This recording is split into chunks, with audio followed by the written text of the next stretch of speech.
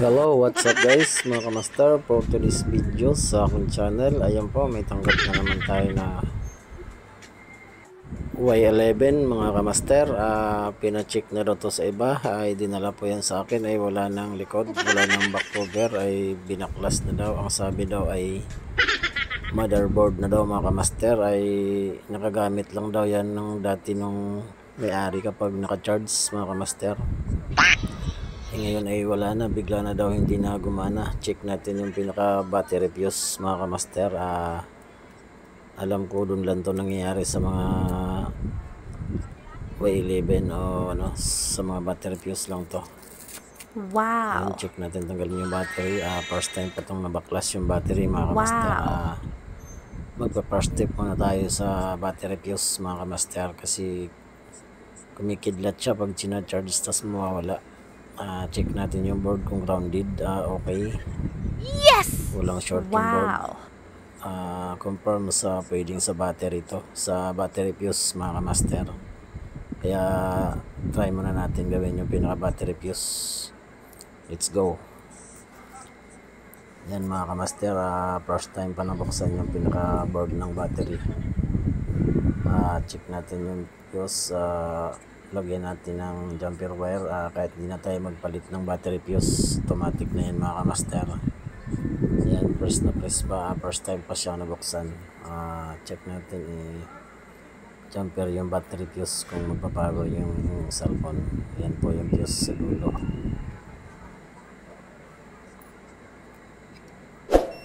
Yan mga kamaster, try natin lagyan ng jumper wire yung pinaka-fuse. Kahit hindi tayo magpalit ng fuse,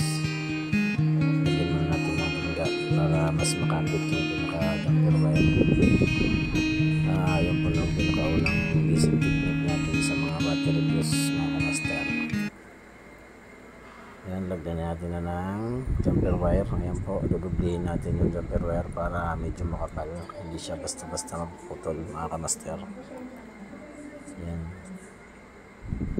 Yan, lagay na natin yung pinaka-jumper wire sa battery fuse. Patong lang natin yung pinaka the best. Yan mga kamaster, yan po yung pinaka battery fuse. Yan po yung pinaka pictures niya. Sa ganyan pyesa po, dyan po lalagay yung jumper wire mga kamaster. Kahit po na yung palitan yung fuse, yan po yung lalagyan ng pinaka jumper wire. Ganyan po. Yan, okay na, try na natin. Try natin yung tape mga kamaster para safety yung battery mga kamaster, para hindi sasayad sa board. Balot natin ulit yung pinaka original balot niya mga kamaster. Wow.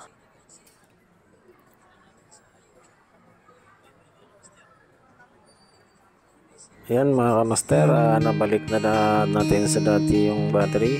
Try natin i-tester kung normal yung yan, normal naman. Try na natin testing sa board kung naging success, kung nag-power na ba to mga kamaster. Sana maging success yung operasyon natin mga kamaster. Ayan, try natin i-charge mga kamaster. Sana successful tayo dito sa battery fuse mga kamaster, kasi tinanggihan na daw to ng technician. Sabi daw ay motherboard na sira mga kamaster. Ayan, goods na goods, success mga kamaster. Yan lang po yung pinaka basic technique sa mga mga kamaster kapag ginagamit ng methods sa mga kamaster. Wow, Success tayo mga kamaster. Ayan, may power na. Ayan, diba, success. Hindi ito na pagasta si customer ng mahal mga kamaster. Ayan, buhay na po mga kamaster.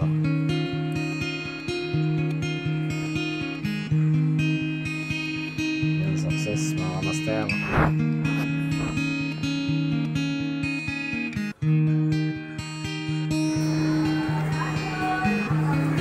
Yan po, sa mga gusto pa lang magpagawa, dito lang kami sa 3rd floor sa Tuktukan Global Taguig, sa 3rd floor mga kamaster.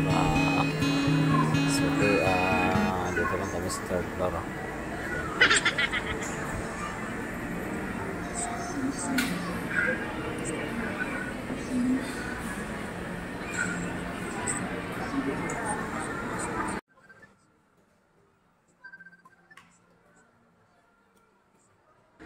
Ayan mga kamaster, goods na goods. Up touch yung touchscreen niya. Okay, goods na goods. Pati LCD niya mga kamaster. Buhay na mga kamaster. Serveran muna natin kung hindi siya mamamatay. Tapos try natin na nakabunot yung charger kung hindi na ba siya mamamatay. Kasi bago daw ito masira mga kamaster, namamatay ito pag binubunot yung charger. Ayan, success, buhay. Kahit walang charger, 92% pa pala yung laman ng battery nito. Ayan mga kamaster, pero kanina mga kamaster, no power po yan.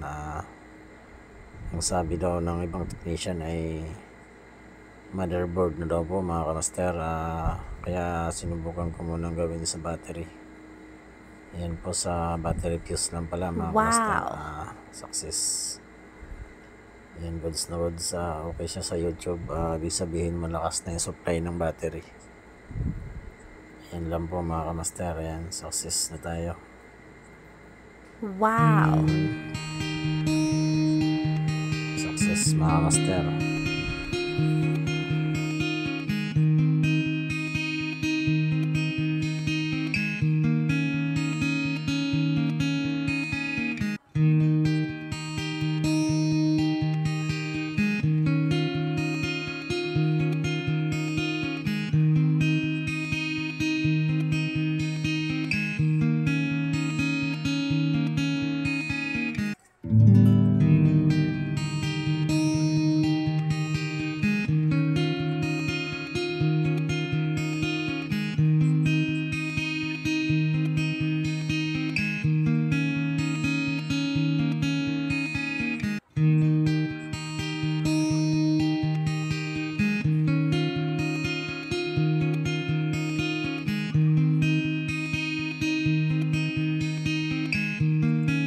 Wow.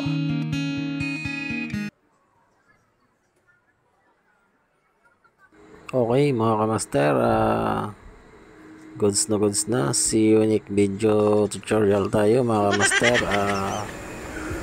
Ayan po mga kamaster, sa mga gustong magpagawa, dito lang kami sa 3rd floor sa Mr. DIY mga kamaster. Sa pangalawang store po mga kamaster, dito lang po kami. Ayan mga kamaster.